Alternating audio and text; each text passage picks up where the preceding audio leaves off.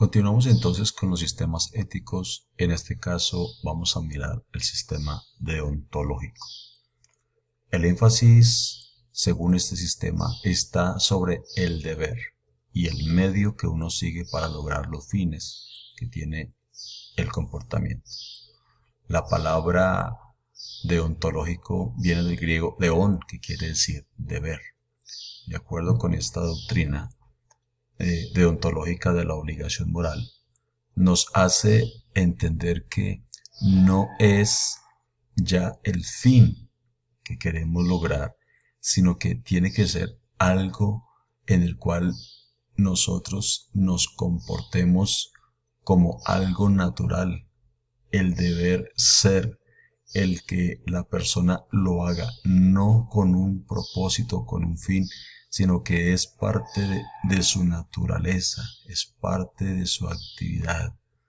Es no pensar si hago el daño o no hago el daño, sino que este sistema indica que la persona debe tener una conducta moral natural, una conducta en sí dentro de la persona. Es decir, que debemos pensar en siempre actuar porque es la naturaleza misma que nosotros tenemos y es la que nos lleva a que nuestra naturaleza, nuestra conducta, nuestro comportamiento siempre sea el deber ser, el que tiene que ser.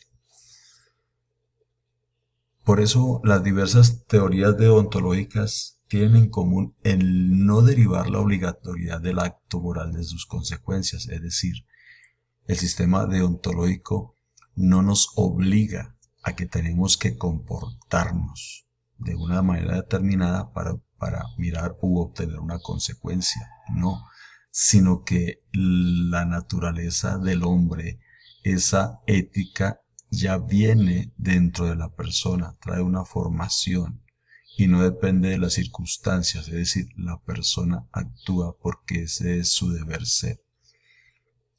Aquí en la ética cristiana encontramos la aplicación del sistema deontológico porque muchas de las enseñanzas enfocan los deberes del ser humano hacia sí mismo y hacia los demás. Hay normas para guiarnos porque de hecho ellas nos benefician. Varios de los 10 mandamientos son de esa naturaleza. Jesús dio la norma tal vez de la mejor ilustración de la ética del deber.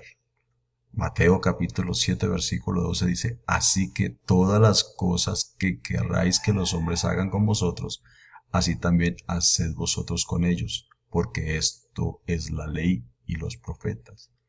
Mire que aquí nos está indicando de que el comportamiento que nosotros debemos tener siempre, nuestra conducta siempre tiene que ser nacida o obtenida dentro de nosotros. Es el deber ser que nosotros debemos practicar, porque nosotros queremos el bien, pues queremos que los demás nos hagan bien, por lo tanto nosotros tratamos a los demás con el bien. No es un fin, no es un propósito. Hay que tenerlo en cuenta de que si yo siembro, recojo, de que si yo siembro amor, recojo amor. ¿Por qué? Porque tiene que ser la naturaleza misma que nos está indicando que nosotros debemos comportarnos de esa forma. Cuando leemos aquí otro caso de la ética deontológica, Gálatas capítulo 5 versículo 22 y 1 Corintios capítulo 13, nos está indicando entonces que es la lista del fruto del Espíritu que Pablo enseñó, es decir, el amor encabeza esa lista. Es decir, si la humanidad siguiera esa norma, acabaríamos con la mayoría de los males. Es decir, debe existir en el corazón el amor, debe existir en el corazón el perdón, debe existir en el corazón, porque eso debe proyectarse, porque es parte de nuestra esencia. Gálatas 5:22 dice, mas el fruto del Espíritu es amor, gozo, paz, paciencia, benignidad, bondad, fe, mansedumbre, templanza. Contra tales cosas no hay ley. Es decir, contra tales cosas no hay norma. Contra tales cosas no hay reglamentos. ¿Por qué? Porque tiene que ser nacido en nosotros por el Espíritu Santo el amor, nacido en nosotros ese ser en el cual nosotros nos comportamos. No voy a dar amor para que me den amor, no, yo doy amor porque es la parte esencial, es el fruto del Espíritu Santo. Cuando nosotros encontramos ahí en 1 Corintios capítulo 13, donde Pablo está diciendo, dice el amor, versículo 4, el amor es sufrido, es benigno, el amor no tiene envidia, el amor no es jactancioso, no se envanece, no hace nada indebido, no busca lo suyo, no se irrita, no guarda rencor, no se goza de la injusticia, mas se goza de la verdad. Todo lo sufre, todo lo cree, todo lo espera, todo lo soporta. El amor nunca deja de ser. Pero las profecías acabarán y cesarán las lenguas y la ciencia acabará. El amor nunca deja de ser.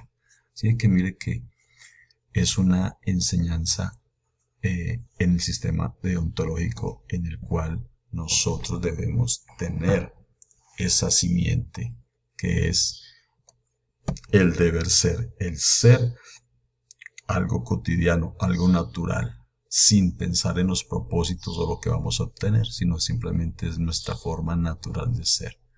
Por eso Kant, quien trata mejor este asunto, considera que lo bueno debe ser algo incondicional. Es decir, yo soy porque así he sido formado, porque así me hizo el Señor, porque así el Señor ha colocado en mi corazón esas bendiciones, ese comportamiento. Y no soy porque me propongo algo o obtener algo, no. Soy porque así me hizo Dios.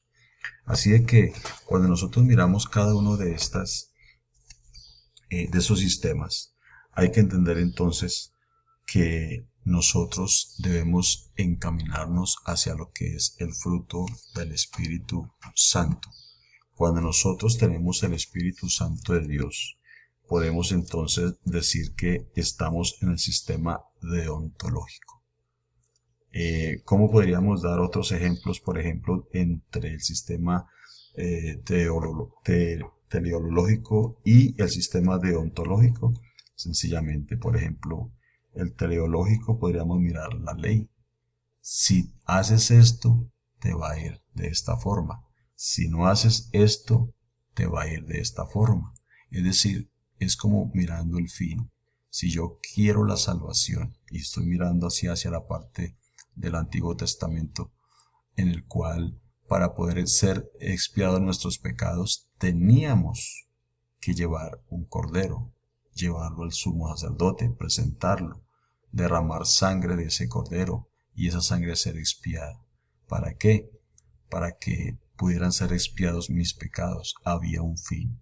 Pero démonos cuenta que ese fin se volvió en algún momento un mal uso de la comunidad judía, de la comunidad hebrea, en donde ya ellos pretendían justificarse delante de Dios y no llevar un comportamiento adecuado.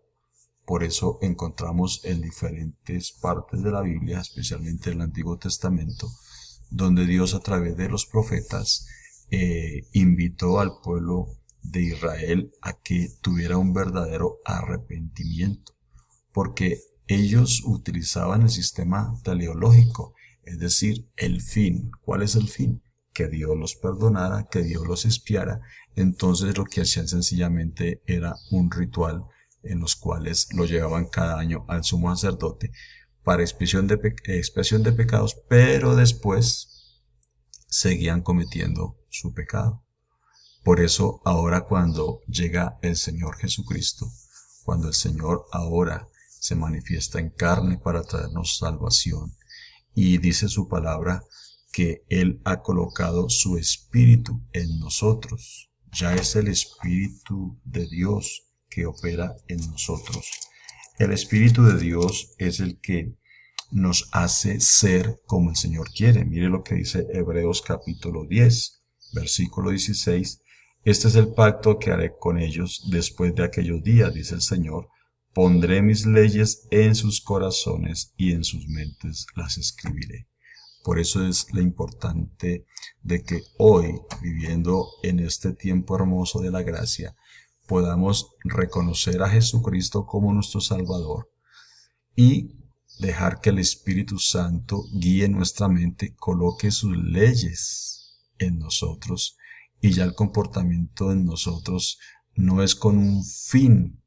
Yo me comporto de esta forma para tal cosa. Yo me comporto de esta forma porque voy a obtener algo. No, sino que el deber ser o el ser cristiano hoy en día es ser lleno del Espíritu Santo. Y el Espíritu Santo es el que guía nuestra mente y nuestro corazón. Mire que ya no estamos batallando con la carne, sino que es el Espíritu Santo que domina la carne, y como resultado obtenemos como un sistema deontológico que la persona es, el cristiano vive el Evangelio, el cristiano vive porque el Espíritu Santo lo guía. Dice la palabra de Dios, Pablo dice, de modo que si alguno está en Cristo, nueva criatura es. Es decir, el Hijo de Dios vive por el Espíritu, el Hijo de Dios vive en el Espíritu y el Espíritu Santo vive en el Hijo de Dios.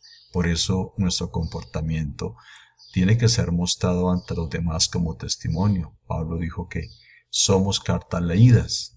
Por eso podemos entender ahora los dos sistemas éticos más comunes, que es el teleológico y el deontológico. Y aquí miramos entonces las diferencias en las cuales podríamos aplicar el teleológico en la parte religiosa, en la parte de la ley.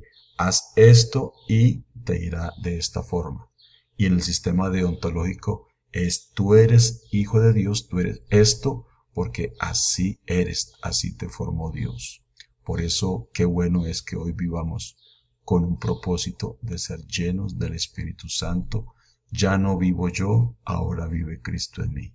Nuestro pensamiento es el que el Espíritu Santo pone en nosotros, y ya no batallamos con la carne, ya no batallamos con la ley, sino que por gracia somos salvos, y es el Espíritu Santo de Dios que nos guía y que nos encamina hacia vivir en la presencia de Dios como seres errantes por esta tierra, con defectos, con dificultades, pero llenos del Espíritu Santo, dando testimonio de la gloria del Señor Jesús.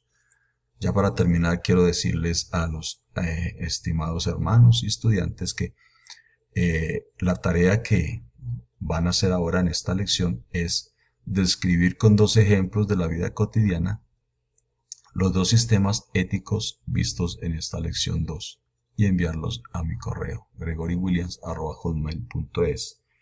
Recuerden entonces que seguimos adelante en el nombre del Señor Jesucristo, y vamos entonces preparando la lectura para mirar lo que es la clasificación de los sistemas éticos de la ética cristiana. Corrijo, estudiar la clasificación de la ética cristiana. En el nombre del Señor Jesucristo, Dios los bendiga a todos y espero entonces su tarea. La paz de Cristo. Amén.